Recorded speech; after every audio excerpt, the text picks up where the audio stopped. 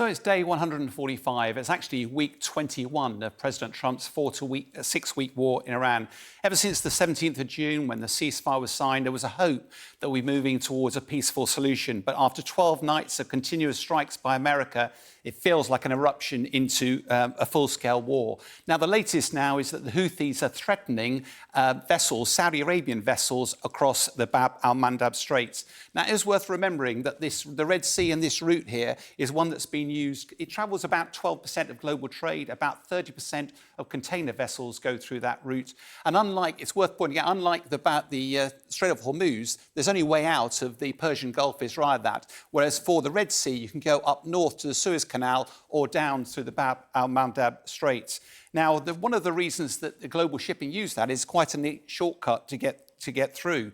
The challenge, of course, if you close the Bab al-Mandab Straits, you've got to go round the Horn of Africa, which might look a bit inconvenient, but it actually adds about 4,000 miles to the journey, and therefore about 2 weeks for each of the ships to make it round. Not only does that mean there's reduced shipping available, but it also increased the costs. Of course, part of that, of course, is it's largely inconvenient. But the real question here is, so why is the Houthis actually targeting Saudi Arabian ships only? Well, part of the answer lies in that, is that Saudi Arabia has realised that its exports are crucially dependent on the Strait of Hormuz. So back in the 80s, it built a pipeline, 1,200 kilometres pipeline, across to the west to the port of Yanbu, which allows it to offload its crude oil exports into there. Now, the challenge there, of course, is that they put it into very large crude vessels, up to 250,000 tonnes.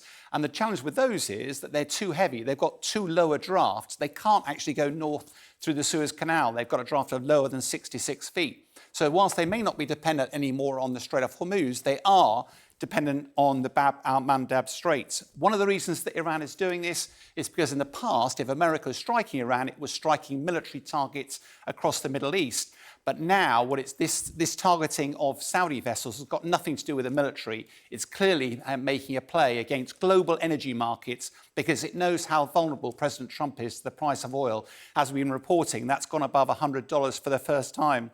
The second issue, of course, that's been in the news, there's lots of threats coming out from President Trump. He's particularly nervous about rising US casualties and the length of this conflict just drifting on. He didn't want to be part of forever wars. And he's trying to compare the Iran war with lots of other wars, such as the Vietnam War, with the number of dead and also the casualties. But the other thing he's trying to do is blame Iran for the US military casualties and justifying increasing the tempo of operations to avenge their death.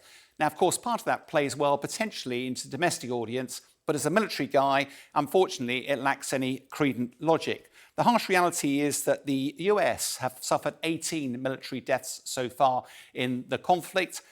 Those military service personnel, like myself, they serve their country, they serve their president, they put their lives at risk, and if necessary, they pay the ultimate sacrifice. Whereas for Iran, over 3,500 people they claim have been killed so far in the war. Many of those will be civilians, including 120 children that were at the Manab school. And Iran also claims that ever since the ceasefire was signed on the 17th, that actually 50 people have died, over 50 have died, and over 500 have been injured.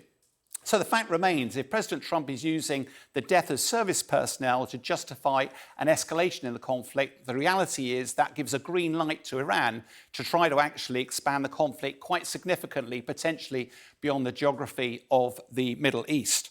The harsh reality here is President Trump probably expected the conflict to be short and sharp and decisive. The trouble is with wars, they inevitably have unintended consequences. The difficulty here is very difficult to see that further military action will help President Trump achieve his strategic objectives.